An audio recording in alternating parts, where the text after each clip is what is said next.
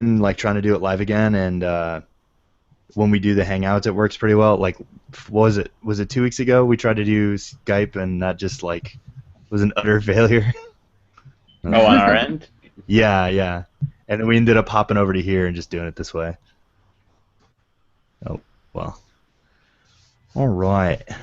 Hey, Nikki, real quick before we get started, do you want to like chat real quick and like, what do you do? What is it that you do around here? I mean, we'll cover this, but I was just curious what you want to like talk about. Me? What I do? Yeah.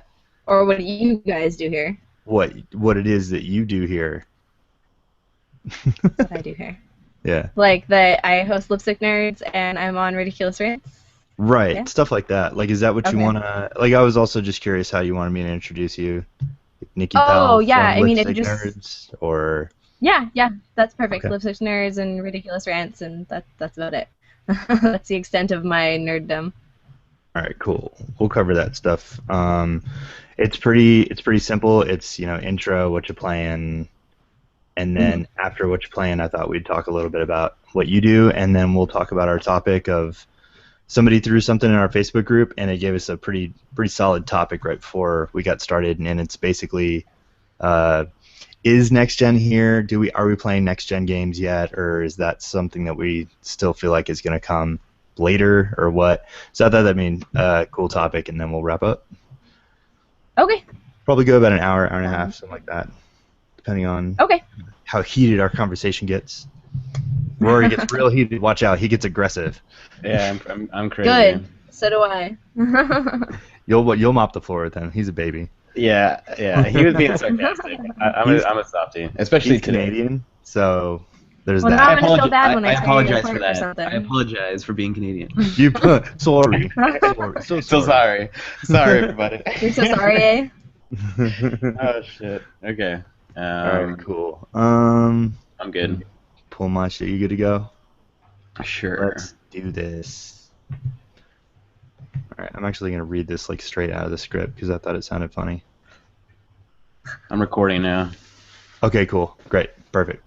What up, y'all? It's Rated M for Podcast episode 49. I'm your host, Drew, and today I'm joined by the lovely and talented Rory Wood. Oh, you shocked me there. That was such a point. I thought that was being to Nikki. I wasn't expecting to be up first there. What's up, everybody? And we are also joined by a special guest by the name of Nikki Powell from Lipstick Nerds and Ridiculous Rants? Question mark? Yes, that's correct. Hi. And those are basically Glad just to hear. nerdy gaming podcast type things similar to this one. Yeah. Ridiculous Rants there's 4 of us on our round table. We like the R's and the puns and everything. We talk games, comic book movies, anything nerdy. And then Lipstick Nerds is 3 or 4 of my nerdy girlfriends, and we get around a table again and just talk anything and everything. We've gone from a whole episode dedicated to eyeshadow to a whole episode dedicated to The Sims. It's like, I feel bad for the guys that listen to us, because like one week it's, oh yeah, we're talking about Battlefield and Call of Duty and all these games, and the next week we're like, so I went shopping and I got all these clothes, and they're like, fast forward. That's awesome. Rory, I think we're going to have to do a show dedicated to eyeshadow. Maybe I think that's a good eyeshadow in games. Yes, in-game eyeshadow. Eyeshadow in Yeah, games. no, that's Yeah, we'll do it like best makeup in games, and that can be for the men too, because there's no way Nathan Drake looks that good without a little bit of powder. I don't know, something's going on there. Oh, Yeah. his eyelashes are too good. They've got mascara on them, I can tell you that. Right? Well, now that it's in like 1080p, 60 frames, and then like watch next thing the PlayStation 4 is gonna be like, Uncharted 4 is the first 4K video game, and then you're gonna like see the mascara on his eyelashes. Right? If his bronzer gets put on wrong, like you can see the streaks. Yeah, it sounds like something that would happen to him. All right, well, today we're going to be covering the latest games, news, and stuffs, and our takes on it, and then we're also going to be wrapping into a pretty big topic of the week. We actually stole this from Bonus Round, like right before we started, so we're just going to talk about whether or not next-gen gaming is here, and whether or not we think it's, like, we're seeing those games now, or if they're hopefully on the horizon, or what that even means, or what. But before we do that, we're going to do it like we always do and kick it off with what you're playing. So ladies first, Nikki, what you playing? A crap ton of Assassin's Creed Unity. Like, a ridiculous amount. Really? I think I've been playing for like 15 hours, and I'm only like 27% in. Like I'm a map clearer, so I like to sit there. I'm like, ooh, look, a chest. Ooh, look, coins and all this stuff, and I just like to get everything and do every little side mission before I progress the story. Like I feel like if I finish the story, then I'm like, well, there's not really much keeping me here. Yeah. So I don't really want to finish it then. So I've been playing a lot of that. I've also been playing. I kind of put down Persona 4 on the Vita for a while. I started Unity. I haven't played it too much, but I was playing it for a good amount there. I've also been dabbling in OlliOlli 2. How's that? Which is interesting. I did not know what to expect. I knew it was like skateboarding, but I didn't know exactly what the mechanics were, so I kind of came in not knowing what the hell anything was. And it's pretty funny. Like, it's interesting. It's a nice little, okay, I have 5 minutes, I need to play something kind of a game. Right. And like Jetpack Joyride, I just downloaded that. I've got it on my phone because I got it for free on the App Store, and then I bought it for the Vita because it was so good. Oh, you're playing it on the Vita? How's it look on the Vita? Yeah. The same as it looks on my phone. I mean, it looks nice and clear and pretty. So, and I was wondering if it run a little smoother on the Vita or not, or if that's. I think so. Things personally are always clunky on the phone, so I don't really play games on my phone. But it was free on there. I'd heard that was good. I gave it a shot, and I liked it so much that I shelled out like the $4 or whatever it was to get it on my Vita, and now I have it all the time. And it's a lot easier to control. Yeah, it's fun. And there's another one too. I don't know. All the free ones on PlayStation Plus, I always download and I always at least try them out. But for the last 2 days, it's been Jetpack Joyride and OlliOlli. And Unity, of course. So in Unity, are you playing co-op or? Not yet. Yeah. We're supposed to be playing co-op. So my boyfriend and I both have a PlayStation 4, and they're right next to each other, right next to the TVs. He decided to buy 2 copies. And the day we wanted to play together, we needed like all our updates and everything, so we started updating. It took like 6 hours with our horrible internet, and both of them downloading at the same time. So it was like midnight, we gave up, we went to sleep. Well, the next day, I was like, let's play, and he's like, no, I don't really feel like playing it anymore. Okay, well, I do. So I'm going to play single player. I just don't want to do it now. Yeah. So I'm like almost done with the campaign, and he hasn't touched it. So I'm like, well, when you feel like you want to get on to play co-op, I will refrain from playing it until you're there. Gonna be like next year when we finally get around to it. So you haven't gotten a chance to like play online co-op with like any of the girls or anything? No, I'm not touching it until he can get on there. Oh, okay, I see. We made a pact. Yeah. Hey, That's Nikki, cool. how's it stacking up so far? Because I can see clearly in the background you've got a couple Assassin's Creed flags. You're a big fan. I don't like it at all. No, I'm kidding. I mean, someone gave me these. Yeah, they just arrived in the mail one day. I don't even know what they are. What's that symbol? You know? That's for Pirates of the Caribbean, right? Yeah. That's it. Yep. That's that Pirates of the Caribbean Civil War movie flag. Yeah. 2 is my all-time favorite. It's the first game I've ever platinumed. It was amazing. Nice. And I mean, no one liked 3. People liked 4 a little more. So I liked them. They're Assassin's Creed. I liked 3 when I played it, and then as soon as I was done and like step back for a minute, I went to go play it again and was just like, what the fuck? Like it was like a delayed reaction. Like the whole time I was playing, I was like, this is so cool because the game mechanics and stuff that they introduced with 3 I thought were awesome, and the wilderness and stuff felt like just vast. Like I didn't really explore it that much, so I felt like, man, there's so much to do here.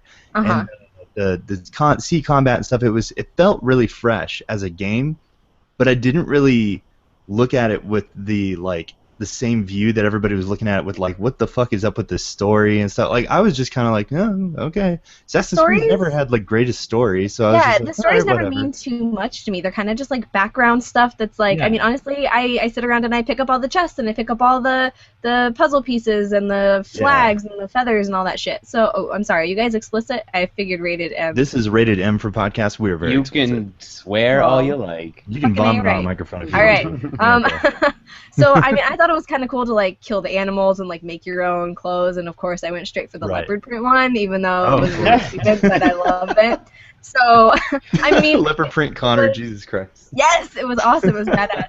I'll have to find that picture and, like, send it to you guys, because I know I posted it on Twitter a long time ago. But, again, this one, it's another Assassin's Creed. It's not Yeah. bad. It's not Okay. 1, that's for damn sure. I hated 1. I hated it so bad. Yeah, It was but they were horrible. saying the promotional stuff for this game and some of the actual praise that I've heard for this game is that they took a similar approach to 1, right? With the Mhm. being able to approach your assassin targets and stuff however you wanted to. Does it feel fresh as far as comparing the setup of most of the targets to the last few games? Or did they nail that or not? I mean, it gives you a few different options, and it's kind of confusing because I'll be going towards one option, and another option's like, bloop, hey, you can go this way, but I'm already what? Yeah, but this Ubisoft's one good is at that. shit. And it's kind of cool because I mean, I screw up a lot when I'm trying to make my assassinations, and what I used to do is just run straight forward and kill the guy and run as fast as I can to get out of there because I'm not coordinated. I'm a gamer, but I'm not a good gamer. Okay. Sure, By any yeah, means. no, I'm not either. Yeah, I'm not very No, good. yeah. So I mean, it's cool because I tried it a few times one way and it just wasn't working out in my interest, and so I tried it the other way, and that I almost got it, and then the third way, that was my, So some people take different ways to get to the same point, and it's nice Yeah. that they give you those options and they tell you those options are there, and sometimes you have the lockpick skill, so they're like, okay, well if you don't have the lockpick skill leveled up enough, you can go and pickpocket this guy that has the keys, or if you're high enough in your lockpicking, you can go and pick the lock and Okay. completely take out that side. Yeah, and it's like, well, you're Sounds like supposed kind to. of a weird Skyrim approach to it, sort of. Yeah, I mean, I've never played Skyrim, but I'll take your All word right, for it. well, you gotta go. We're kicking it. All right, Yeah, where's the eject sorry. button? My bad. But I like it. I think it holds up as an Assassin's Creed game. It's Yeah. not as bad as 3, as people say. Sure. But I like it. It keeps me entertained. Obviously, I've been playing for hours on end. Awesome, awesome. Rory, what you been up to, man? It was a slow week for me, guys, Yeah. on the gaming side. After finishing Ori, I had a bunch of work to do, but I did download Rayman Legends. I get to finally dive into that. That was Oh a shit, Game I of have Gold that. I need to freebie. fucking play that. Yeah, so I played Origins and loved it, and so I'm looking forward to properly diving into this. I've only played the demos up until this. So I played a few levels of it though, and I gotta say, after playing Ori, I was just about to ask that. I was like, coming off of Ori, that's got to be challenging. I loved Ori, and I thought it played so beautifully. Yeah. And up until that point, Rayman Origins was kind of like the bar for me as far as That's just what like I've heard. awesome. Yeah, I've heard it's a Modern pretty platforming. fucking good game. Yeah. So I'm expecting even more so from Legends, really. But I gotta say, I've just played the first couple levels of it, and it didn't impress me quite the same way I was impressed when I played Origins originally. But it looks beautiful and it plays great. It just Ori, man.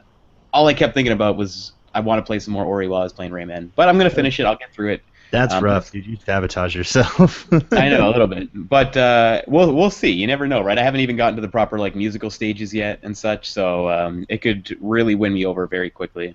But that's all I've been really playing so far. Just a tiny bit of Rayman there. Okay. Well, I also have Wait. Harley. What? Whoa! Breaking news. What happened? That's not true. I forgot. Breaking news. Rory's a liar. I had dabbled in a little bit of Mario Party 10 as well. And did you not? Yeah, you didn't stream this week. That just occurred to me. Right? Yeah. I was off streaming. I didn't do my Retro Thursday this week either. Right. So it was really slack. Yeah, I played Mario Party 10 a couple weeks ago for review and such, but Right. I played a couple more boards, and I'm kind of like a noob with Mario Party. It's fairly new to me. I dabbled in the N64 games, but never really touched it since. I mean, So unless you're like Brad Shoemaker, I don't think there are such things as Mario Party experts. You know what I mean? I think it's got a good following. Nikki, were you gonna say something? Oh, well, my friends, they love to play Nintendo games, and they're really good at it because that's what they've grown up with, and I grew up with the PlayStation, so immediately I get a Wii U or a Nintendo controller in my hand, and I'm like, What's this? I don't know. It's And only a then GameCube controller. I'm the one that's What even? Yeah, I'm the one that's spinning into circles, and if we're driving the car games, I'm running into this. I don't know how to do it. So everyone else is woo, having fun, and I'm kind of just there to fill the fourth person slot. You know what though? Noob when it comes to it, but then we get on Call of Duty, and I'm like, Kicking ass. You're going down, yeah. That is what's great about those Nintendo games, though, is even when you're that fourth sort of bumbling, I don't know what I'm doing wheel, you can still have fun with them, and they're accessible to a certain degree. Right. But yeah, for me being a Mario Party noob, like I enjoy it. I can see, there's a lot of things missing from the game. They've changed things, starting with like Mario Party 9, I guess, that really mixed it up for players and took some of the skill out of it and left it kind of to fate on the board. But as somebody that hasn't played them a lot, like I get some enjoyment out of it. It's just that perfect kind of light, fun, fluffy, turn my brain off, see my Mario characters jump around. You can throw your amiibos in there. It's kind of cool. Did you get that amiibo? Did you get the Mario Party 10 with the amiibo?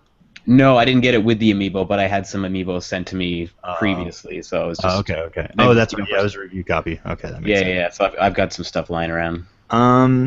So I didn't play much, but I did. I've like forced myself before this, instead of like getting ready for the show, I sat down and played an hour of Forza Horizon 2 Presents Fast and Furious 7. Nice. Because I've never played Forza Horizon. No, that's not true. I think I played a little bit of the first one. I think there was a demo for the first one, so I played a bit of that. But I haven't played Forza Horizon 2, and I've been telling everybody at work, like, holy shit, you get a free demo. Like, it's not like it's a standalone game. It has its own achievement score, and it's like this not is more part than of Forza a Horizon 2. demo. Yeah. Well, and so I've been playing it, and I realize having it's got to be really challenging to make a semi-simulation feeling game, even though the Horizon controls are much more arcadey, but a semi-simulation feeling game work in an open world. Like there's entire sections where I was in a freaking like giant truck just like plowing through fields and stuff, and I'm like, what the fuck am I doing right now? This isn't the crew. Like, this isn't GTA.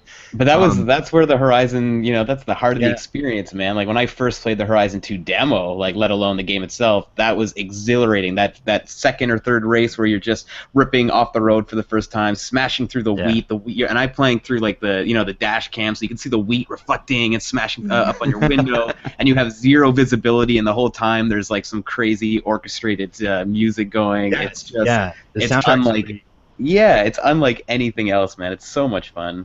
There was actually a moment where I was racing and like I was trying to get from point A to point B, and like the arrow like just turned a corner, and I was like, oh shit, do I do a U-turn here? And it just goes off into a field, and I was like, oh, okay, I just need to go off into this field apparently. I was like, I didn't fucking realize that's what I was supposed to be doing. It looks really good.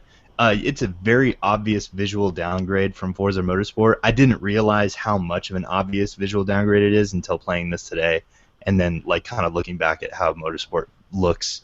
That's funny because for me, it's like it's almost better in some aspects. Like I think artistically, it's way better. Right, like it's got some that you have. Yeah, it's got better lighting as well. It's got some better environmental stuff. I mean, you're dropping down to 30 frames per second as opposed to the 60 frames. But there's you know what? That's probably also something I just didn't even realize I was noticing. Yeah, and that's a big change for a racing game, going from the Simulation 60 to this, Horizon 30. But they need it for the open world. But there's a lot of really pretty details going on in that game that, for me personally, I think it's a prettier game than Forza Motorsport 5, personally. Yeah, no, I would agree. I think visually it looks better. It's more like breathtaking when you're like I was driving this truck through like these big purple flowers, this huge field of like purple flowers, and I stopped and put it in camera mode and was flying the camera around and changing all the effects.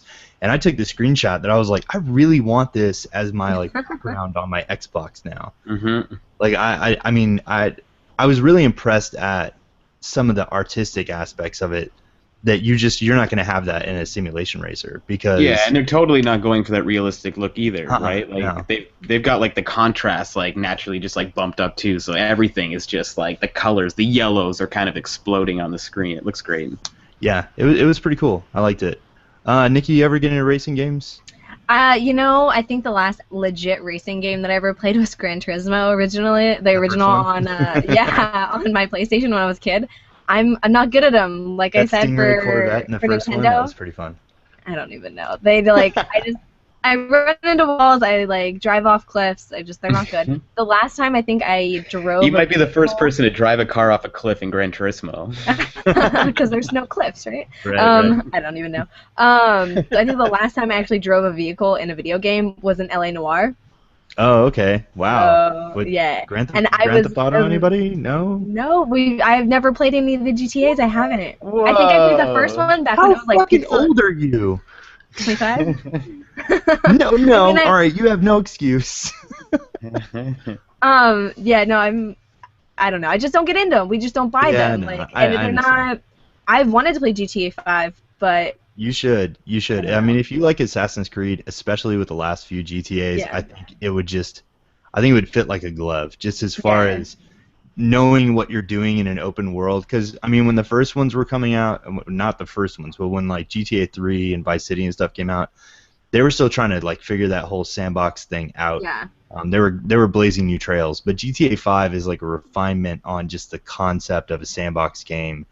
And when you play GTA 5, make sure you're done with Assassin's Creed for a good while, because it'll make the world of Assassin's Creed, even though Unity is beautiful and very yeah, realized, it just makes Assassin's Creed games usually feel pretty dead. It makes most Yeah. open world games feel dead. Especially I remember Rory talking about, actually I think Sean talked about this too, when Infamous came out, and Yeah. just like the world of Infamous, even though it's like beautiful, it just feels like a carcass compared to like Yeah. GTA 5. I've Yeah, got they don't such feel a good. backlog of games that like GTA 5 isn't on my list since I haven't played any others. I don't know how important it is for me to play, so I'm okay Not at like all. not buying GTA it 5 is until a great jumping on point. Yeah. Yeah. So Oh yeah. I mean, it's on my list of games that one day I think I want to play that, but I can For sure. totally wait until it price drop like way later. I Oh, yeah. have every console, so I don't mind like waiting until it's the cheapest for whatever Nice. console it's gonna be. I can probably wait 10 years. I mean, other people might say no, but it's something that I don't need to play, but I want yeah. to play. And I've got a Yeah. backlog of crap that I just need to play so bad, and I'm really bad at attacking it. So I think there's no rush at this point. If the game hadn't been remastered beautifully as it was on Xbox One and PS4, I would say you should at least check it out on the 360 and Before PS3. it's like too late. Well, just Yeah. so you do see basically like the pinnacle of that generation as far as Yeah. open world stuff goes, and Yep. how far they pushed it, whether or not you actually played the game fully. But now that it is on the new generation, it's just like, well, I don't know. It's not as important, I guess, to go back and look at that now, and you've got time. Yeah. All right. Well, why don't we launch into some news? Ooh, I love news. Speaking of open world games, guess what, guys? Warner Brothers is pleased to announce the new release date for Batman Arkham Knight. It's not sooner than it was before. I'm fine with that. Take your time, make it a flawless game. Hell yeah. I love hell yeah. Batman. I'm okay waiting. It's Yeah, only Rocksteady's good at that. drop the date, Drew. What's the new date? So it was like the first week of June or something like that. It's moved to the 23rd. They pushed it back 3 weeks. It's Yeah. Oh, it's not that's incredibly bad. bad. It's nothing, and it makes a lot of sense too. Like when you look at it, at least this is how I'm looking at it. First of all, like there's not that much they can really do, and I think it's really only a 2-week delay, Yeah. 3 weeks tops. There's not a lot they can really do. If anything, it's Ever just build more hype. Yeah, Yeah, exactly, marketing. and that's the thing. But it was gonna, I think, initially release just before E3 or during the storm of E3. So And now see, it's that's smart, because that's bad for your game. Totally. Like, So- it makes it harder for it to kind of stand out. Exactly, and now they have the opportunity, even if it's just in trailer form, if they can squeeze something in at E3, or just the TV advertisements launching right after, get the hype going at E3. Though it'll be somewhere there playable. It's a smart choice. It's not going to get buried. E3 happens, they'll be like, it's available right now. We've just seen it. We're hyped. Let's go. So I don't know. It's a good call on their part. Yeah. I've heard kind of this whole discussion about like launching your game during E3, and the last one to do it was Last of Us. That's a huge exception. Like if you're The Last of Us, you can, like, the word of mouth is just going to completely overbear how, like, people, that game's going to sell. But with Batman, even though that's going to sell probably more than The Last of Us if you think about it, because it's a multi-platform game and it's fucking Batman. Yeah. I think they're just safer pushing it back a little bit to where it's like, okay, all of this stuff is out now. Now everyone really wants a freaking game to play because E3 is come and gone, and you're just like, yay, all these games are coming in the next like 18 months. You're like, no, I want to Right. play something new. That's a good time. I was thinking though, they couldn't go any further back though, in my opinion, because you want Batman to get a full month of sale before other huge open world games like Metal Gear Solid and Just Cause come out September 1st. So even though they're not really the same, I think this is about as late as it's going to get for that game. Why don't we move on? Speaking of The Witcher, man, I'm good. CD Projekt Red announced real-time beard growth for The Witcher 3. That's cool. You know, that's something I've always dreamed of in a game. Mm-hmm. I mean, I can't grow one in real life, so why not grow one in a simulation? I wanted, I think a fun real-time beard growth game would be Bully, because like he's a kid and he's like hitting puberty and he has to like learn how to shave. That would make for a great like just small little indie game or something like I Am Oh, like Toast real-time- or Toast Simulator. No, like beard simulator, so you have to like try and shave as it's growing in, or like do you Alex get is points gonna be for like so mad that he's not shaving here for goatees. this. I think that would be the coolest if they make a game where you're a piece of goddamn bread. Yeah. If they make that, I mean, come on. Somebody has to go out there, and if somebody makes this game, I want like royalties for it because I can't. I wonder if it already exists. I want that. I think that'd be so funny. And then Yeah. a spin-off, you could do leg hair simulator. You know, Oh, you try and snap. shave your leg. You know, there's so If many you do like a ways French to- one, it could just be like armpit Yes. hair simulator. Yeah. And then for like advanced, it's like wax simulator. Oh There you shit. go. That's getting dangerous. Got a whole like trilogy going on. That'd be like a 40-year-old virgin sequel tie-in. Microtransactions Yes. for the Brazilian upgrade. There you go. Yeah. It just yeah, you just pay to like go all the just everything gone. There, done. I win. All right, guys, let's get serious for a second, though. This news is awesome. It's, Are you? It's Are you totally. really? Are you upset? Like, are you like excited for real? I don't know. I'm not like excited, But it is cool, right? You know The why I concept like of it though? I'm one of those people, and I find I'm one of the few people that actually enjoyed like the ridiculous shit in San Andreas, like where I had to go like work out, or and if I ate too much fast food, I'd be like going overweight and stuff. I like those little details, so I like the idea that playing The Witcher. If I want to keep like a smooth babyface character, I have to maintain that. Work I like for the it, idea yeah. of like and I go out after a day and maybe I've like taken down some epic creature and it's like it's I've got my 5 o'clock shadow. I'm coming home after a day of kicking ass. I look worse for wear, and I like that. Go to the sink, clean up the face a little Oh bit, God. water on there. Go down to the brothel. We'll see what happens. That's It's great. stupid. It's a Go stupid chill little off detail. and- Some but wench is down there like, oh yeah, freshly shaved. Look at this beard. so trim. it's a silly little detail, but I can appreciate it. For sure, for sure. Well, I have like the worst facial hair. This is about as good as it gets for me, and it's all spotty and it's fucking terrible.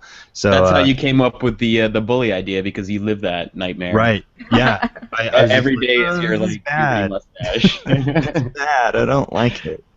When the sun catches it just right, you can see it better. So what happens when your character in The Witcher starts growing it on all patchy? Like if they can't grow like a full one, or if it's Like just mine. It's gonna grow in patches. Oh, Like there you go. that's Well, a there's- preset. Watch there's that be a good preset. patchy Like and what? bad How do you want Geralt's beard to grow? And it'd be like patchy. What if it doesn't let you? What if it just grows in like that, and you're like, I'm gonna grow the manliest beard ever, and then it's like you get the little teeny tiny mustache up top, and that's it. It's all randomly like generated. You never know what you're gonna get when you make Oh, your man. character. Growing the beard. RNGesus is They, cursing your beard. If they do have categories though for like scruff, one of them should be the Keanu. The way it grows in.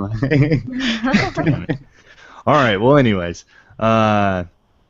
if anybody is listening to this and is familiar with the channel Bro Team Pill, are you guys familiar with Bro Team Pill? It's an old channel. Sorry. It was on Machinima. It's a YouTube channel. Sorry, YouTube channel. He used to do the dumbest fucking videos, and one of my favorite ones was for a game called Singularity.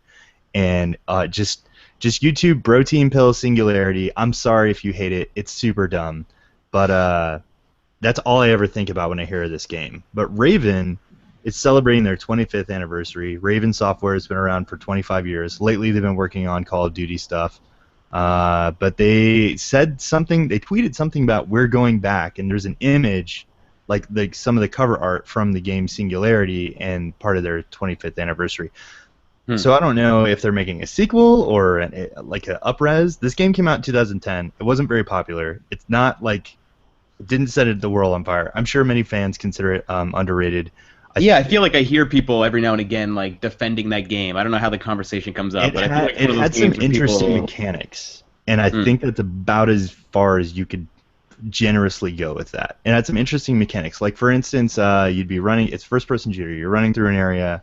You need to climb up these stairs or this ladder or whatever, and the ladder is old and rusted and just destroyed, and you can't reach. So you use your time hand thing, and you rewind time on the ladder to its like original state, so then you can climb the ladder. Eventually, you get things where you can like stop time, so you can run around bullets.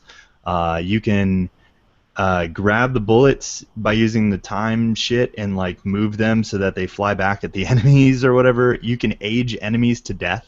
I like that first idea that you're talking about. So you're not rewinding time all around you. You're rewinding the time. You're of a particular rewinding time for object, certain areas. That's cool. I like that.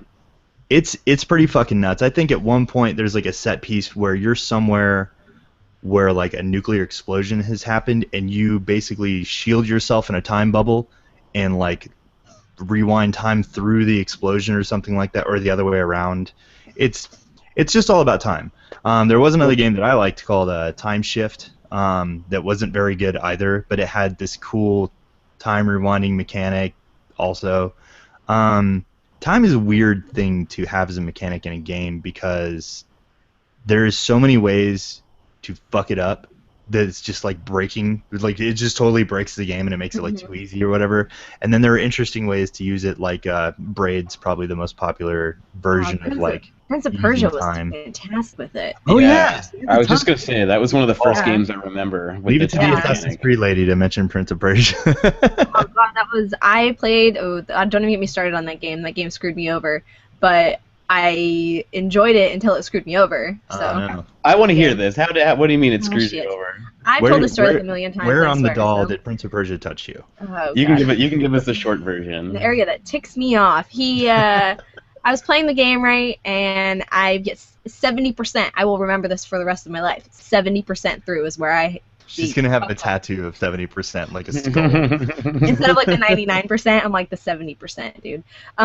So I'm playing the game, and I get into this chamber, and you're supposed to work your way to the top of the chamber, and it's like I don't know, there's planets and stuff at the top of it. I don't know. Sure. So once I save the game, right, outside of it, and then I get inside, and I beat all these guys, and once I get inside, the door closes because the bad guys like followed me in or whatever, And I saved the game. No, it was still on PS1, so I think it was on PS2. So Okay. you had to save it yourself, and there's a save spot in there, and I was stupid enough to have these guys follow me in there, fight them down to my last bar of health, and then save the game. Sounds So I like have- the game didn't screw you over. I screwed myself over, but god damn it, who makes a save point with no health anywhere? There's no, you could like drink from the water or whatever.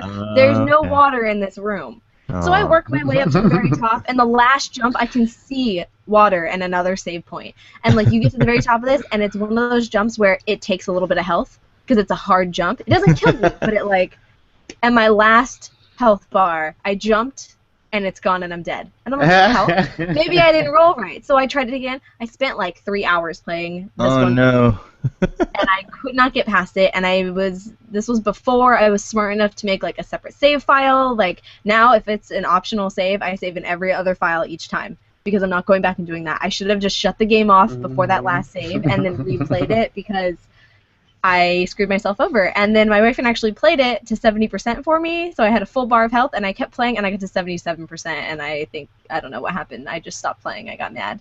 But stupid game. I was so pissed. And there's no way I'm going to play 70% of that game.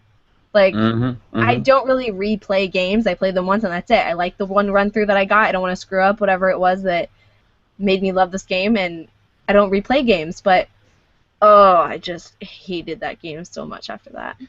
Okay, fair enough. I could totally understand that. That's like, it sucks that they have that mechanic. So it's like, well, what if someone gets stuck here and they don't have the blood or whatever? But you did save after you went into that Yeah, room. but really, who makes it a part of the game where you have to lose a piece of life? Absolutely. Who does that? Fall damage in like Halo games and stuff have been just notorious for like, why the fuck? Why do you have this? So dumb. Super Spartan guy doesn't know how to tuck and roll when he lands. He just fucking Right? dies. Uh, All right. Well, what else we got here? I wanted, since you're a PlayStation lady, I'm not a huge PlayStation guy, and Rory has yet to hop into the PlayStation 4 era yet. I came on the wrong podcast. No, you're No, I'm a perfect. big PlayStation guy, but I Yeah. just sold my PS4 at launch because I wanted no exclusives interest me, and I wanted to put that towards my Xbox One library. But Yeah, I mean, if I've been a that's what you PlayStation like. guy. I've been a PlayStation guy since the first I'm- day. PS1, this is- PS2 at launch, PS3. I'm a big Sony guy. I just Yeah. I This had is to the prioritize generation- at launch, and I went, sorry PS4, I can get $600 for you. I'm getting all these Xbox One games, Yeah. but Understandable. Bloodborne is the one. I was just waiting for that game, so I Yeah. think it's a couple weeks away, and I'll be diving back in. This is the generation that I want to get back into PlayStation. I had a PS1. I love the shit of Fighting Force. Like, who the fuck remembers Fighting Force? I love that game. There were so many better games. I know. I didn't play it. We're a pretty solid PlayStation household. Like, I had my PS1, I had my PS2 when I was a teenager. We got the PS3. I ended up buying the 3 Slim for myself. Or birthday present. I never actually buy a console. They're presents for myself. I'm lucky enough to have a guy that buys everything for me, video game related. So we have 2 PS3s, we have 2 PS4s. It's like I get my own. We're very PlayStation oriented. And Xbox, it's like, oh, okay, well, one of our friends is selling their Xbox One or 360 or whatever. Yeah, we'll pick it up. It's like we never really play it, but we have it, and it kind You of gotta have it. Yeah, you gotta have them all eventually. Really, if you Yeah. if you just like good games, because Yeah. at some point they all have a few choice games where you can only get them there. So but everybody anyways- has their like. So, anyways, the reason we brought this up, the multiplayer team from The Last of Us have been reported. The majority of them have been reported to be working on Uncharted 4. So we're getting The Last of Us influenced Uncharted 4 multiplayer, and I wanted to hear what Nikki thought of The Last of Us multiplayer. What you think Uncharted 4 multiplayer could or would be like now it's on next gen. You ask all the wrong questions for me because I'm not. All right, well, we can move on. No, or I I- could share. You can share it. That's great. I am not a fan of multiplayer in Sure. most games except for Call of Duty Fair and enough. Borderlands. I don't.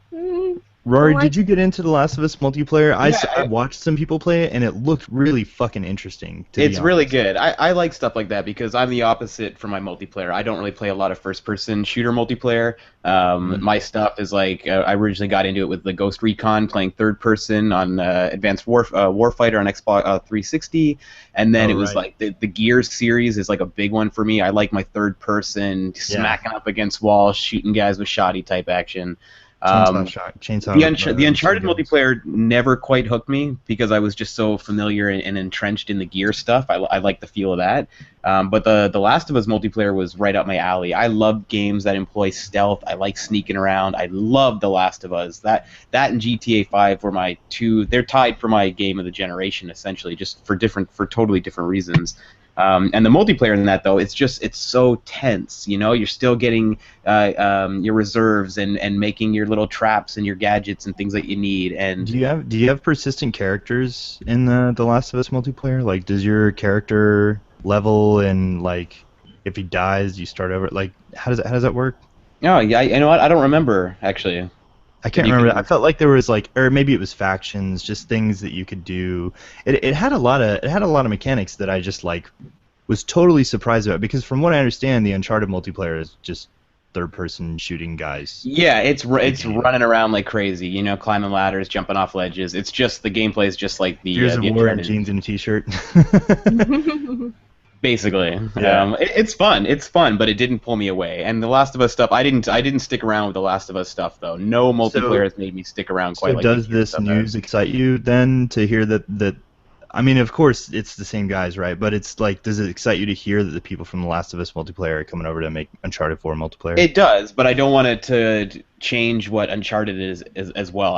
I'm hoping it's not The Last of Us multiplayer. That's the reason it got delayed to next year. I'm hoping it's not just The Last of Us multiplayer in Uncharted, right? But if they're going to bring elements of that and bring some of the stealth and some of those mechanics, hiding around, sneaking up, I'm really into that. If they can mix the two, fuse what was the Uncharted multiplayer with what The Last of Us is, and somehow meld those in a really fun experience, I'm down for that. Because there's no question what the guys built on The Last of Us multiplayer team, that was solid. There's a really fucking amazing foundation there. I just want to see it now. Give it a little more action, put it a little bit more over the top, and retain. It's got some more juice in it now because you're on a PS4, so you could go a lot more places with it. Mm-hmm. Yeah, and just seeing when we saw that Uncharted, single player stuff, like it would be amazing to have some of that stuff in the multiplayer where it's all multi-tiered and you're jumping off of ledges, yeah, your level throwing your could grapple. Be fucking nuts. Yeah, if you're throwing a grapple and swinging like over top of a dude's head and he doesn't realize it yet, and then dropping down behind him into a bush and hiding and sneaking up, like I'm very excited about what they're going to show with that game. See, I think whoever worked on The Last of Us they're really good about taking what made The Last of Us and turning that into multiplayer, the making of your own equipment and all that kind of stuff. Right. So I feel like they could take whatever is in this Uncharted and whatever makes Uncharted and turn that into multiplayer instead of just shoot. I did not play them, but I've seen enough of both of them to know that they did an amazing job at keeping The Last of Us stuff consistently throughout multiplayer. Yeah, it didn't feel like a different experience. It felt like more of the same, but with your friends and such. Yeah. It made great use of a lot of the mechanics that they introduced with The Last of Us, like the throwing, the way that everything worked. All right, we got a couple more things here in the news piece. Hey guys, turns out Zelda is not coming to Netflix. Sorry. That's that was all a big fat lie. But for some reason it took them. I don't know where that rumor started. They said no. This was a thing. Netflix? Like it was. Everybody ran the story. Like Machinima and everybody were reporting on it stuff. Apparently there was supposed to be they called it Game of Thrones for kids. Was like the vibe that was for Zelda. Yeah, you think like at first it's like, hey, this is cool, Game of Thrones for kids, like it's Zelda, like. But I honestly do not think going a live action series with Zelda is the right idea, unless you're doing a really big budget, awesome movie and you can give it some kind of flair visually. But like it really to me should be a great cartoon, or maybe I was gonna even say like cartoon, CG like Phantom Hourglassy would be really cool. Yeah, I'm just trying to picture like a Netflix. Don't get me wrong, I think Netflix has been doing great work overall with their original series, and especially when they did the Marco Polo, it was a slow start, but at least I saw like the money spent was on screen, and I was like, damn, like there's impressive scope, great costumes, there's some good action.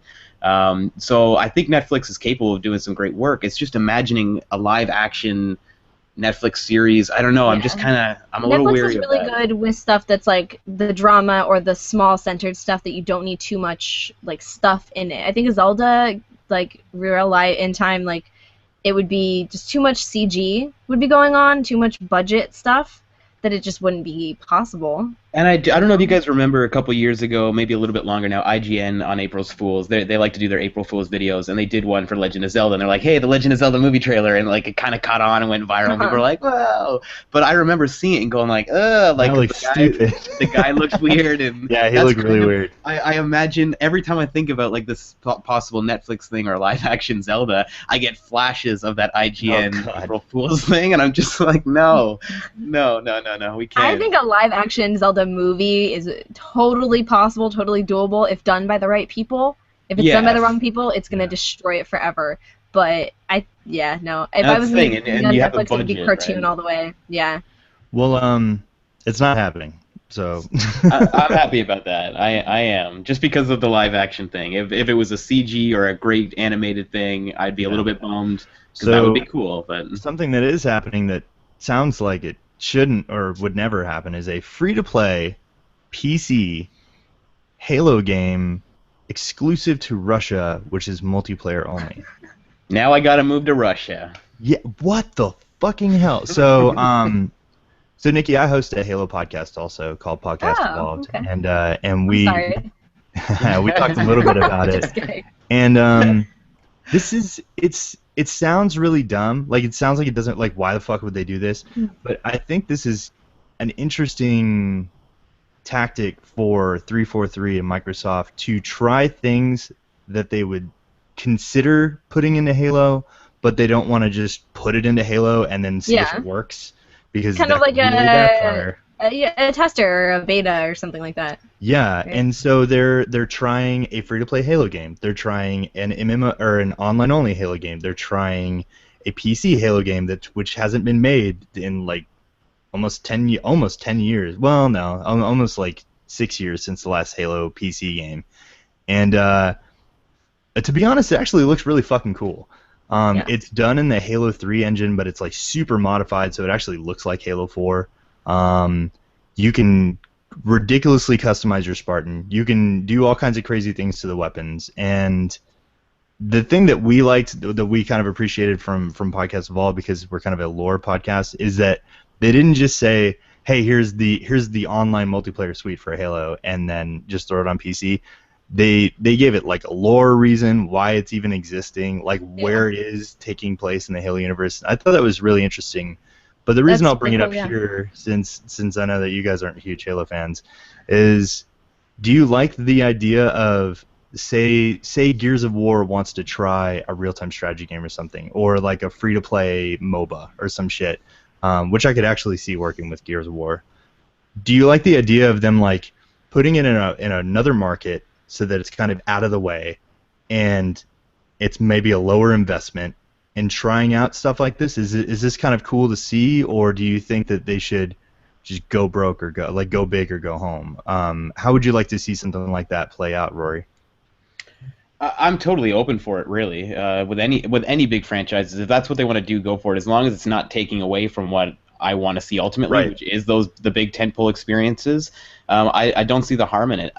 Again, though, the products have to be good.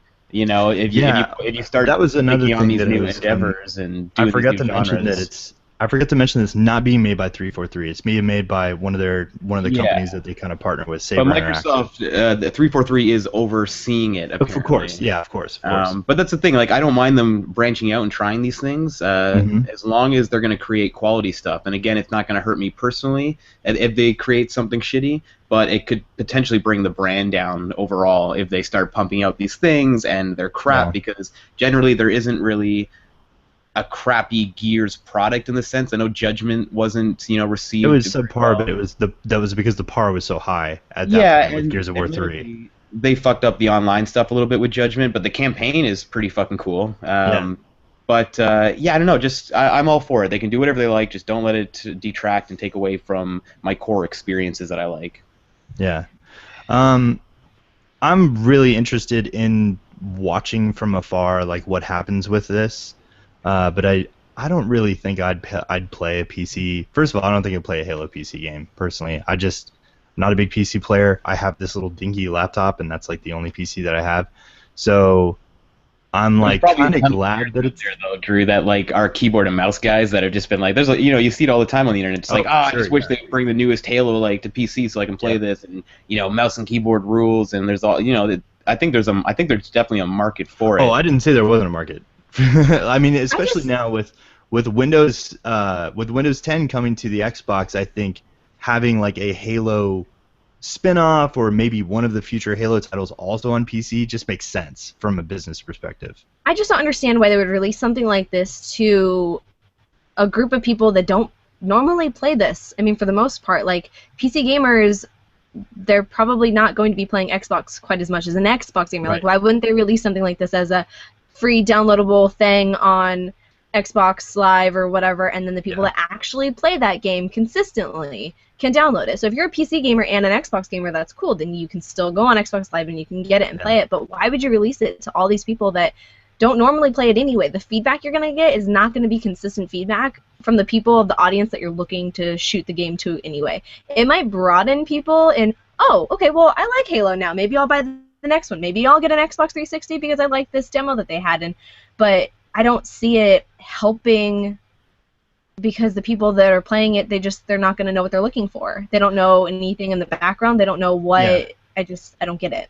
I think they're trying to just grab a piece of that free-to-play market out there because they're a big free-to-play market, and the gamers out there are like they are PC-centric, and like World of Tanks and things like that like dominate. Yeah. So I think they're just sort of it's a good place for them to use as a testing grounds, because I mean we have free-to-play stuff over here. Dota is huge as well, and all over America and League of Legends as well. But I don't know if we're saturated with so many different markets and genres and types of games where I think it's a good testing ground. Let's put it over here. It's out of the way a little bit. Plus, these guys love this shit. Maybe not Halo, but the free-to-play online stuff that they can dive into.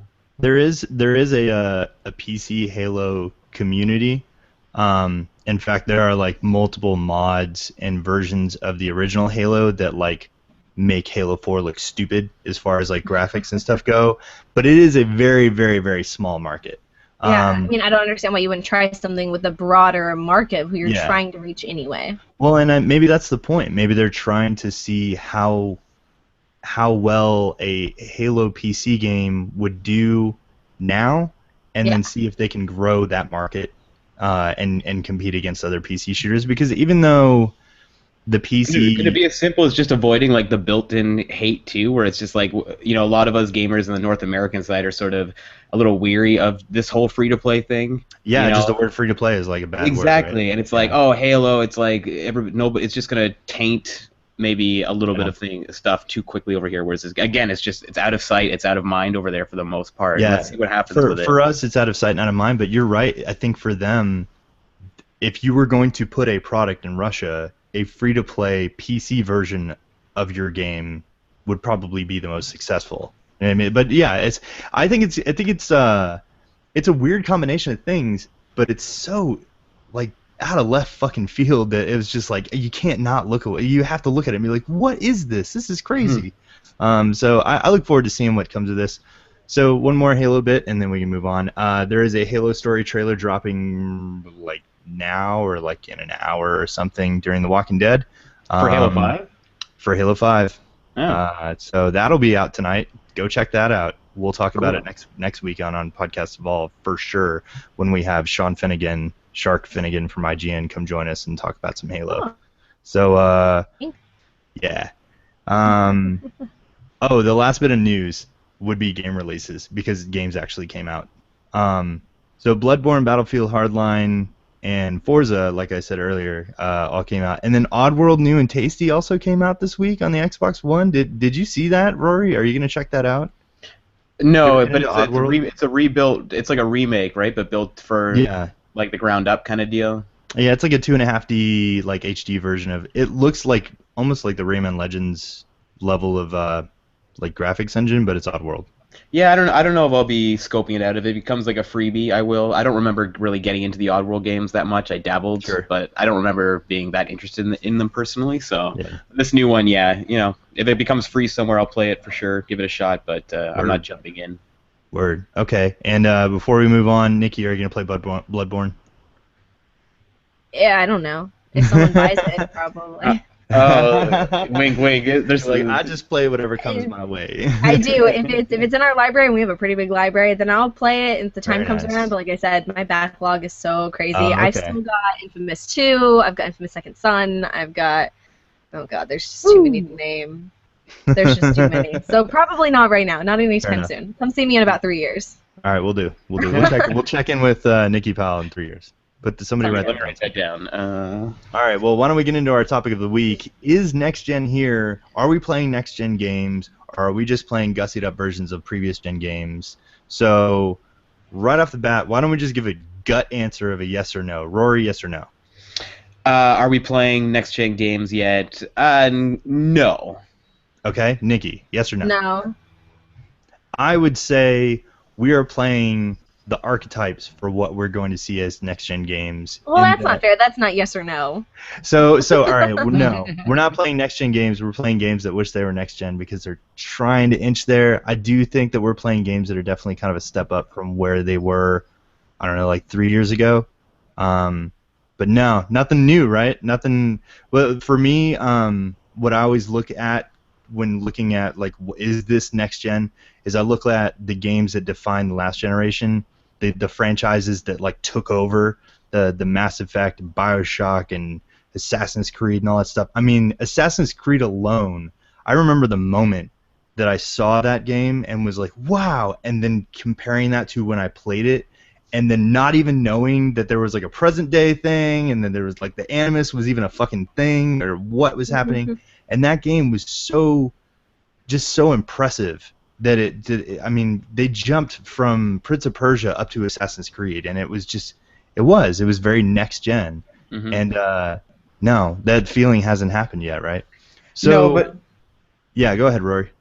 no. Well, what's your so? Because I'll go for. Well, I was gonna say, what are we looking for? Do we know what we're looking for? Is it something that we can't define, or do we know the feeling that you're looking for? Like, how are you gonna know when you're playing a next gen game, Rory? Well, I think it is a feeling, and I think we will know. It's when you look at the Xbox 360 and the PS3 generation, it was a big jump going into that HD generation from the standard def beforehand, and it still took roughly a year for Sony and Microsoft to deliver that game that was like, okay, now this is next gen. Like, I remember early on seeing Fight Night and Ghost Recon and being really impressed, but really it was Gears of War launching on Xbox 360, and it was probably Metal Gear Solid 4 on the PS3, which was almost a year and a half in. Gears of War was basically a year to the date, I think, afterwards. And that generation went on for 8 years now, so we waited a year in that generation where the jump was obvious between the two consoles. The jump now, at least from ending off that 8-year generation to where we're at now, the jump doesn't seem quite as big, which makes sense the way technology goes. But because that 8-year generation became so fucking huge, like, I don't know, 150 plus million shared, install base between the two of them. Yeah. Everybody's been wary to like jump across as well, right, into these new things. So I think it's taking us a little bit longer because we're past the 1 year mark already, and we've yet to have that like defining first title like the Gears or the Metal Gear 4. But I think we're almost there. I think it's about to happen. This E3 will be huge, and I think coming in with Halo 5 and then Uncharted 4 in early 2016, hopefully. I think we're really going to start to see it. But I think just having that massive 8-year generation with the huge install base, and of course coming off of games like Grand Theft Auto 5 and The Last of Us, which were at the peak at the time, it just makes sense that it's taking a little bit extra to get to those games right now. But they are coming, and I think we're going to see them. I think Quantum Break will be one of those games as well. There's a lot of stuff on the horizon. I was going to ask, off the top of your guys' heads, what are the games that you know of right now that you feel like are going to be next-gen experiences or give you that next-gen feeling? So, Nikki, what's coming up that you hope or think is going to be the game that gives you that next-gen feeling? Or the, I guess, current-gen feeling? And also, I think Nikki left. Oh, no, there she is. Hi, there you are. I'm still here. It was like getting all janky for a second. Yeah, you're all lagged out for a minute there. All right, so what I asked was, what games are on the horizon that you feel like are going to give you a next-gen feeling that you know of right now? Uh-oh. Oh, man, shit's crashing hard. Okay, well, to fill the space, I think I got what you were trying to get to go. So I don't think it's a game specifically that's gonna make me say, oh, okay, next gen is here. I think that when the games are too big for the PS3 and they're finally like they just can't be held by the PlayStation 3 anymore. They have to be put on PS3. The graphics are better. The use of the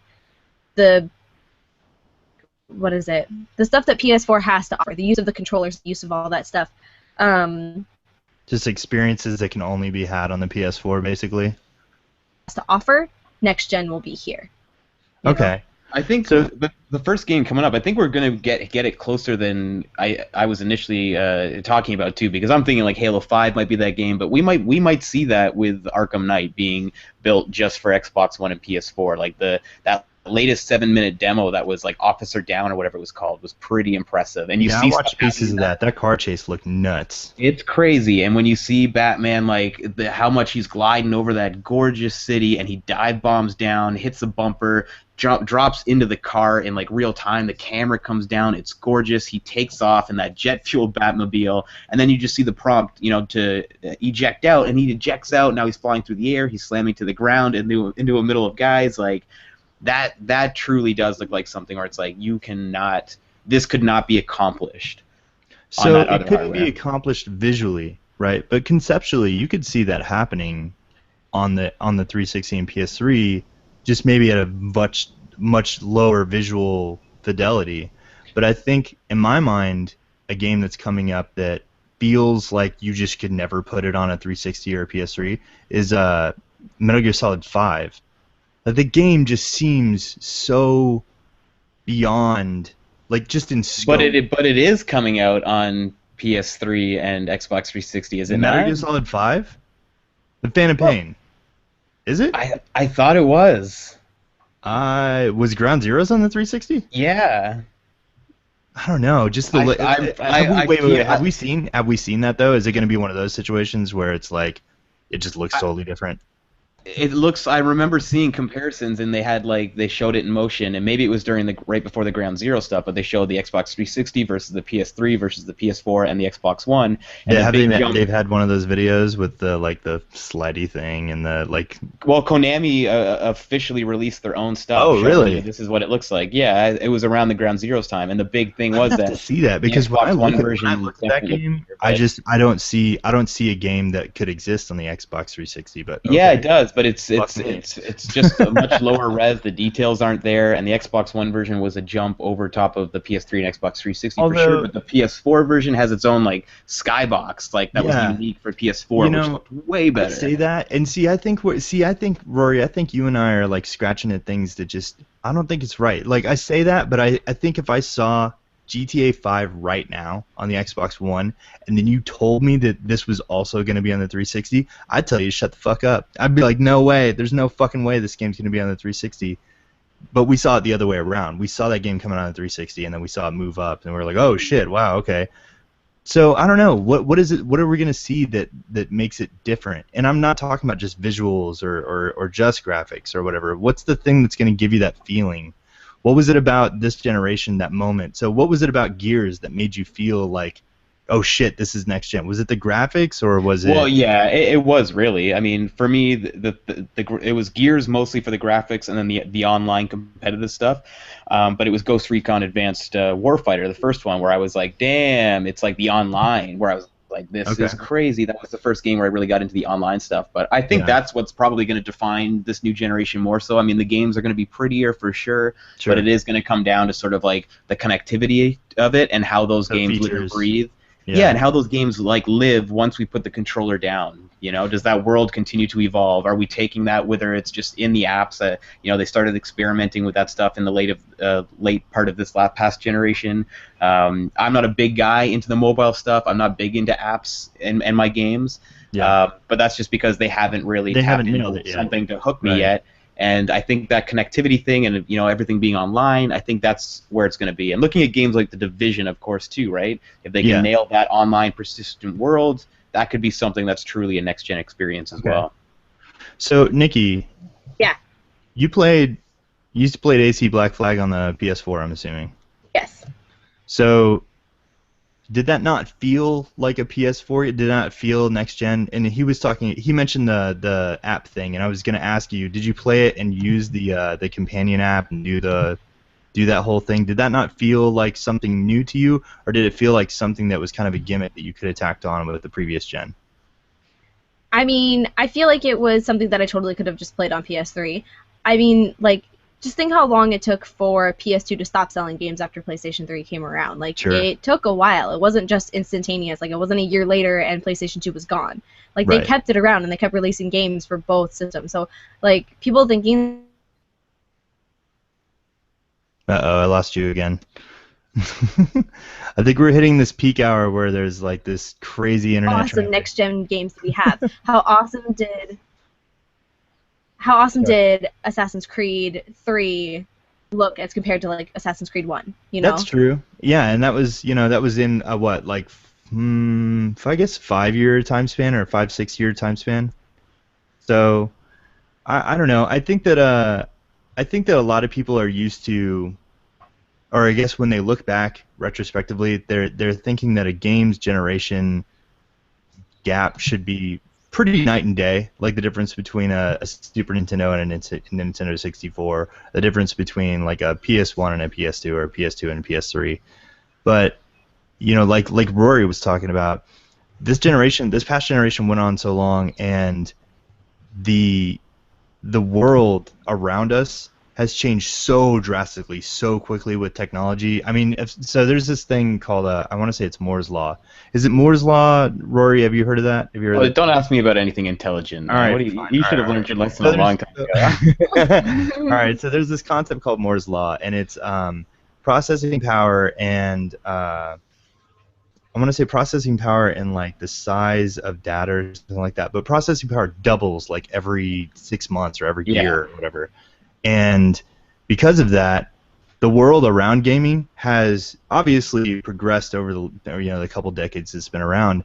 But the technology that came into being during the first few generations of games accelerated that process, and so now we're hitting a point where like you couldn't make a game console fast enough to keep up with today's technology. Like it's just you would be making basically iPhones, you would be making iPads, Yeah, and those which actually are basically gaming gaming consoles as far as power goes. The current iPhone has how many gigs of RAM, and the 360 had half a gig of RAM, so.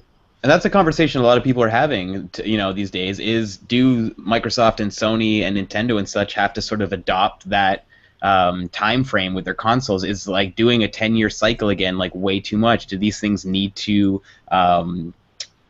innovate and what's the word I'm looking for? Iterate on a faster basis, right? And now I don't know. People line up to get their iPhones every couple years. I don't personally. I'm fine with a 5. Every couple years, like every year now. Whatever. But if they find a way to have you have your Xbox One at launch, 2 years later the new model's out, you send in your Xbox One and you get it, the new one for a much lower price. If they can find a way to keep iterating, I could see that if all right. So I think this is the last quote unquote generation of consoles.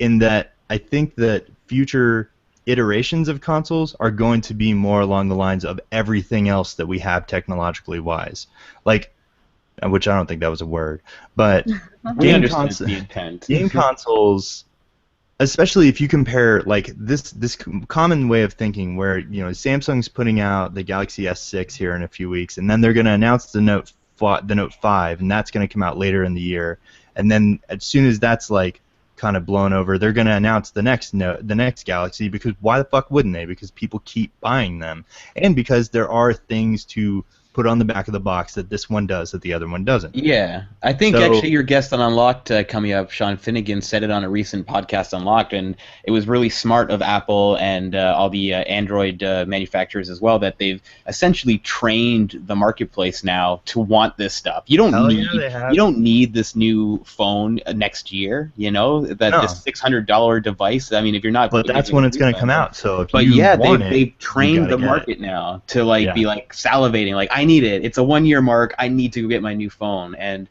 if you look at, us as gamers, especially on the console market, we're just so far behind everything. That's why we don't have like stuff comparable to the Steam store and things like that. It's just we're way behind in that stuff. We're living in a bit of a bubble there, so it's going to be interesting to see what happens. And I also think that it's what's interesting is the dichotomy of like, all right, you're looking at how consoles.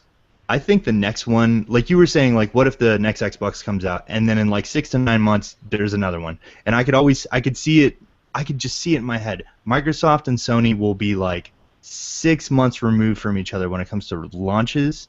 So you're gonna get an Xbox, and then in like 6 months the PlayStation comes out, and then everybody's like, oh shit, now we got the new thing, and it's 6 months more advanced because they waited long enough to put like this more advanced processor in it or something.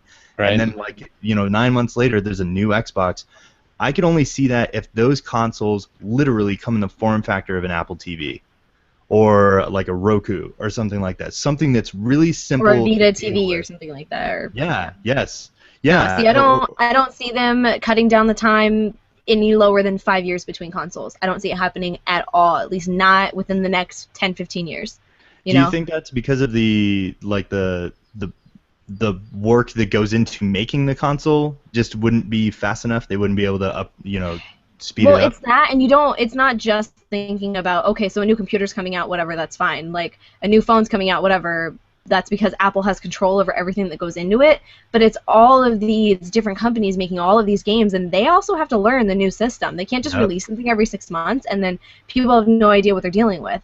People would go through jobs in 6 months, and that I don't see that happening at all. I think that consoles are going to stay at least within a 5-year time frame. I don't know.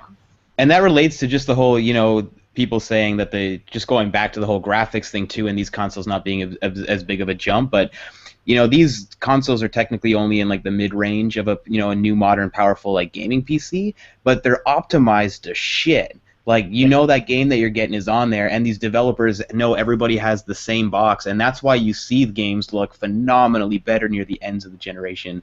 And I genuinely believe that even though the technological jump isn't as massive, at least seemingly massive, as going from the PlayStation 2 to PS3 and the Xbox 360, I can almost guarantee by the end of this generation we are going to see stuff on that visual that makes us think that we're crazy to think there isn't going to be that visual gap. Because absolutely, you see it with every generation.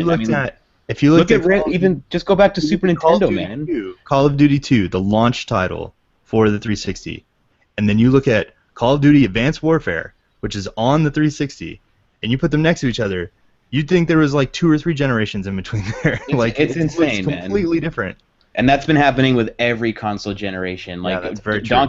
Donkey Kong saved the Super Nintendo at the time too, because all the new machines are coming out, and then Donkey Kong launched on Super NES and used those new techniques, and again it was like, holy fuck, this is running on this Super NES that we've been playing all this time. Like we're gonna see that stuff this generation. We're gonna see stuff in a few years that makes games like The Order and games like even Rise that go ugh.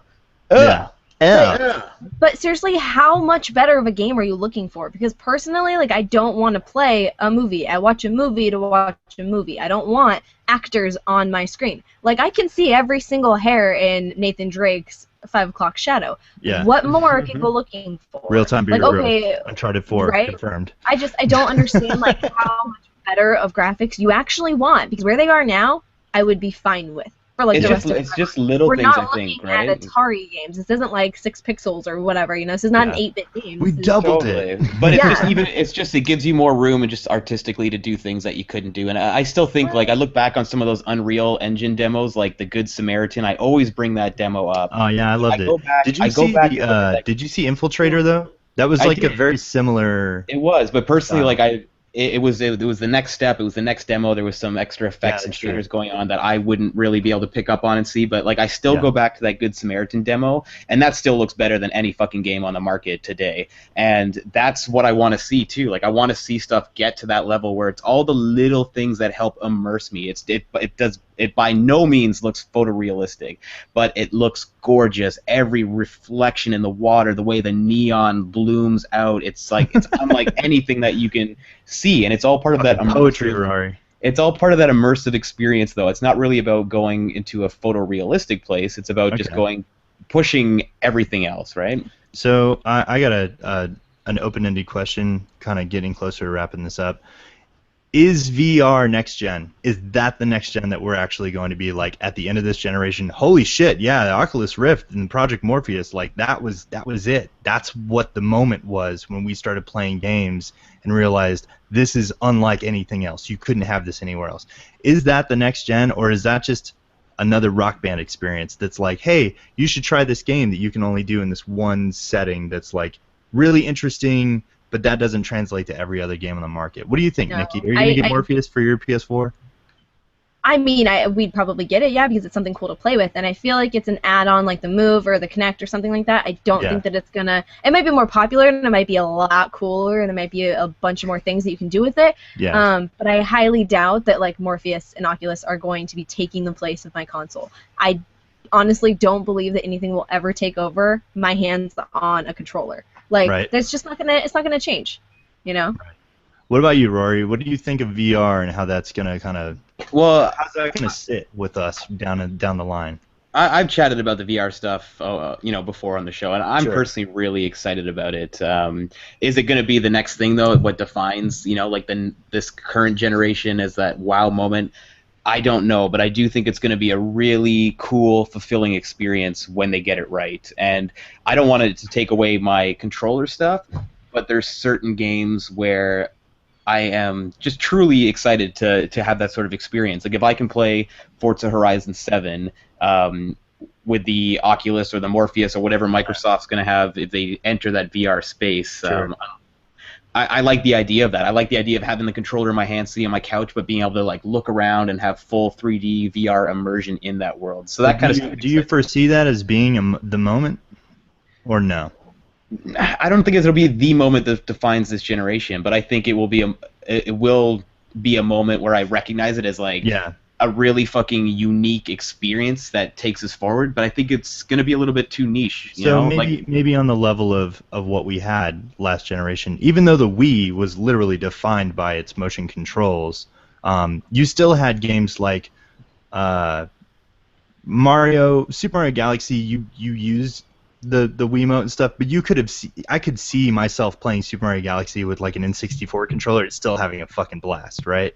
Yeah, I think VR where it's really going to shine at the beginning, and if it is going to blow up into a mass market thing, I think it's really going to come less so in the form of the Morpheus and Oculus when it comes to gaming stuff, and more so what Facebook and these guys do with it to push it out there to the masses. In a more social thing. So then I love the idea of like people use the example of like museums and such, where it's like I can be in my living room and I can take this insane virtual tour of a museum.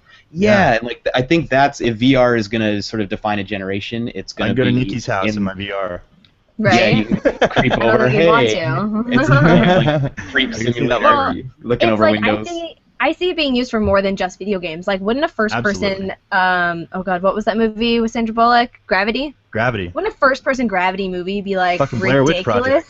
Blair Witch Project. Right? Blair Witch Project. Just there's so many like there's more things you can do with it than just video games. And like what happens when people like tour houses or something and they can't make it? Like if I wanted to move all the way across the country but I can't go look at a house. Well, here, put on your Morpheus and then come take a tour and you can walk around and see things. It's got so many more uses, so I don't think it's going to be just video games. Yeah, and I think that's, you know, the word and the pitch from both Oculus and from Sony is that, or no, well, from Facebook and from Sony about VR is that it's going to be much bigger than what anybody expects it or like conceives of it right now. And Facebook was talking about like, what if you were using, you know, your grandmother, you know, who's never seen your grandkids can be at the high school graduation with her Oculus Rift on, and then Morpheus, Sony was talking about experiencing movies in ways that would physically be impossible in a theater or just sitting in front of your TV. Well, like, what if you're physically incapable of going on a roller coaster? Yeah. You know, what if you're paralyzed? You can't do these things. Like put an Oculus on somebody, control it for them, and then oh look, they get to experience the same things that everyone else can. Yep. Totally, and you've seen the videos out there. I'm sure, like you know, it's been proven that the Oculus can really make you feel immersed. Dude just in that fell experience. right the fuck out of his chair. Yeah, like that's why I mean those early Oculus demos and stuff used to be standing up. And I remember the first story I read about it was a dude playing the Eve. The Eve Valkyrie simulator thing where you're inside the ship and you can like look over at the wings and stuff, and somebody looked down and they were standing playing this for the first time, and when you look down you see virtual legs sticking out in front of you as if you're sitting in the cockpit, and they looked down and their brain went, wait a minute, we're sitting, my legs are sticking out, and then their real legs disconnected, like they collapsed from underneath them because their brain just went, wait a second, it's confused, my legs are here. And that's the beauty of it, right? If you get it right, if you get the resolution, the frame rate, and all that stuff to convince your brain enough, then the guy who's paralyzed not only can like see what it feels like to be on, but he will feel it. His body will think that that's what's happening. He'll feel things that he will have never been able to feel in his whole life. I think VR is going to be to this generation what motion controls were to the previous generation, and that not I don't mean that in like the cynical look back and say, oh, that was a laughing stock, like Kinect, Move, Wonder Book, blah blah, but those were like the Rock Band was amazing, and Wii Fit and Wii Tennis and all that stuff. Like there were things that happened in our previous generation that are unique to that generation and are really fucking cool, and now they're just kind of normal. Like I can work out in front of my Xbox and it can tell me my heart rate. What? Like, that wouldn't be a thing if it weren't for the Wii and it weren't for the motion controls that happen. So I think VR and even AR might have influences on this generation, but I agree that I don't think those are the moments. What I think are the moments are when social integration, social networking, and everything that is technology today gets so integrated into these boxes that we don't even realize like how connected we are with people, and that's when it's just like, and you really feel it too when you struggle through the chat systems, the party systems, the linking up with people, the like going through the fucking rigmarole of trying to get a game going in Titanfall and stuff like that, which are supposed to be much easier now, and they're just not. When that all gets ironed out and then gets iterated upon, it gets even more just like plushed out, I guess, to match the current trends of how social networking and social media like Twitch and this fucking Meerkat and Periscope. I played with Periscope this weekend. That shit is crazy. I watched some people eat lunch in Italy just because. Like, they were like, hey, my phone, boom, okay, now we're broadcasting this whole day. And like stuff like that finding its way into the consoles, I think is the trend that will be in this generation. That makes it super seamless. You're just playing a game with someone, and then you and your friend go over to the other game without having to fucking break any of that immersion, and it just works. So long story short, really, for everybody who's waiting, wondering when it's coming, sit tight, relax. You know, the current gen, next gen, like it's gonna start. We're about to get in there. Tomorrow. I always look at these generations as just fresh starts every time. Every time we start a new thing, you got to just imagine like we're not building on what we just had. Essentially, we are kind of starting all over again. Yeah. You know, so let's give it time. It's taking a little bit longer than it has in past. But we're almost there. This is, you know, by the end of this year, we're going to start to see those experiences. Yep. And 2016 truly will be that, like, it's in the past, we're moving on, and we'll start to see those truly current gen experiences. Awesome. All right, well, Nikki, thank you for joining us. Real quick, if you can tell us a little bit about what it is you do. I know we touched on it earlier, and we were going to do it between the news, but I wanted to kind of just get into it. What is Lipstick Nerds? Lipstick Nerds, a all-girl casted podcast about anything and everything, usually surrounding nerdy stuff, but we ramble off in different ways. Nice. And Ridiculous Rants is a strictly nerdy podcast, anything, movies, games, TV, comic book, anything you can think of. We have a different topic every week. We do a news quiz every week that I fail miserably. I'm actually headed straight to them as soon as we're done here. I don't host that one, but I'm a co-host, and that's the extent of me on the internet. All right, well, if people want to go find this stuff and they want to find you on the internet, where can they find you? On Twitter, I'm assuming? You can find me on Twitter, Instagram, PlayStation Network, all under the same name, at HarleyQuinn103. You can follow at Lipstick Nerds. You can follow Ridiculous RT, all of that stuff. Awesome. Rory, what do you got going on, man? You can find me in places. You know, I'm on the internet. Yeah.